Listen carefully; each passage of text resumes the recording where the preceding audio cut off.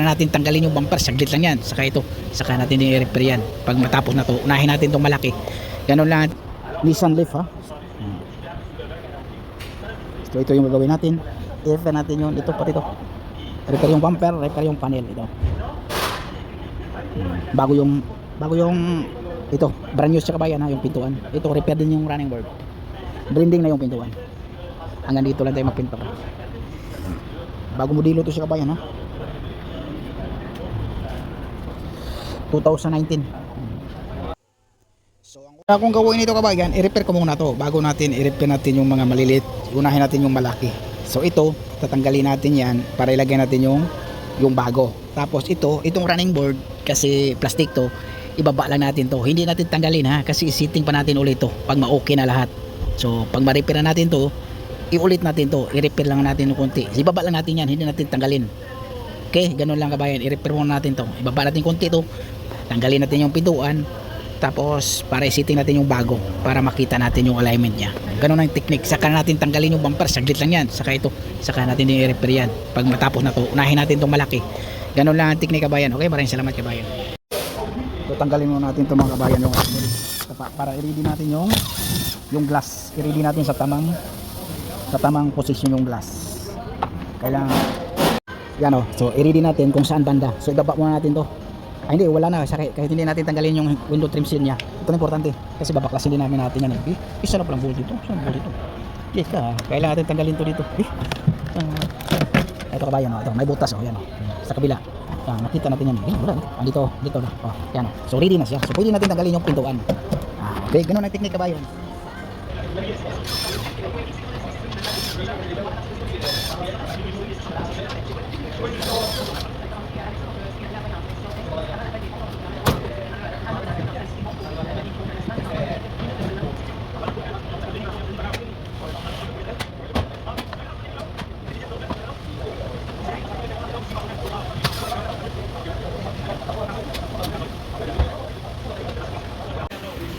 So ganito lang kasi kabayan ha. So ganyan lang siya kabayan kasi isitin natin ulit. Pero ito kabayan yung bracket dito natanggal. So i-repair nga natin yan. Lagyan natin ng panel banding dito, banding. Tapos ito. So ito na, gagawin na natin to. Saka natin ilagay yung pintuan pag sa tingin natin okay na. Tingin natin medyo okay na. Nabata na natin, saka natin ilagay yung pintuan para isiting natin kung okay na ba.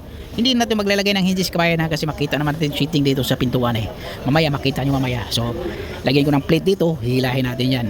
So kahit yung panghila lang natin na mano-mano, hindi natin gamit ng machine. So pag medyo okay na, so masilya na, i-repair natin yun. Tapos yun, ito lahat, ito. Saglit lang. So hindi basta unahin mo yung malaking tama. Saka mo na ayusin yung iba. Dito ka muna mag-focus. Saka ka na magtanggal ng mga accessories. Saka yung bumper, saka natin i-repair. Ito muna tayo.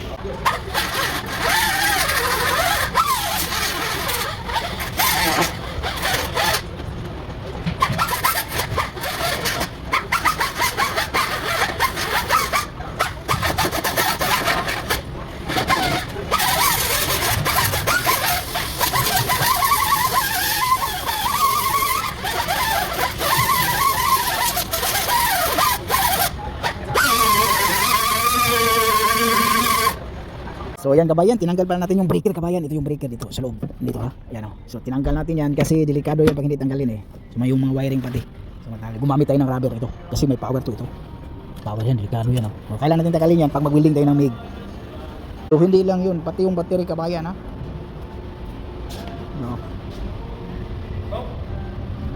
Yung battery kailangan tanggalin din. Importante yung battery. So ready na yan pag welding natin kabayan. Yung panghilain natin. So MIG. Yan.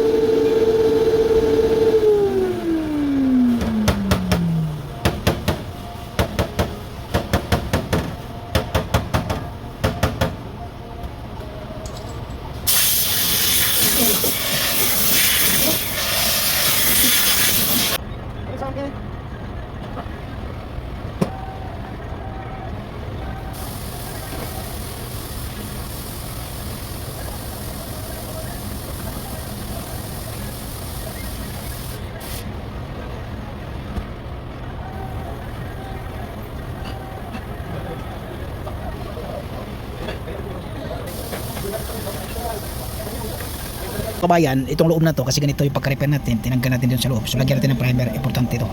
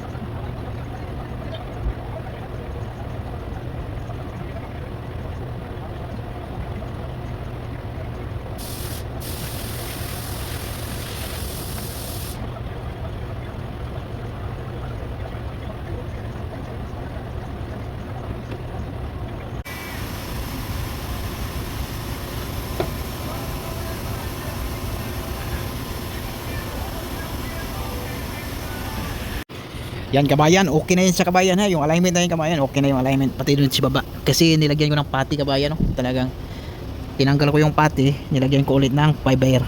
Yan, no? Okay na yan siya. So ganyan ang gap niya, no? Yung pasok niya, no? Ganyan. So okay, okay na yan. Yung running board naman, nakaganyan yan. Ayan. Kaisa yan. So okay na yan. Yan. Yung kanto naman dito, walang problema yung kanto na yan.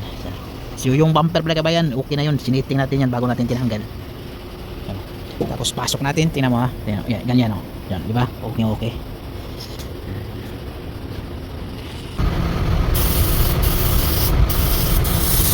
Ayan, titirahin natin ang UV primer.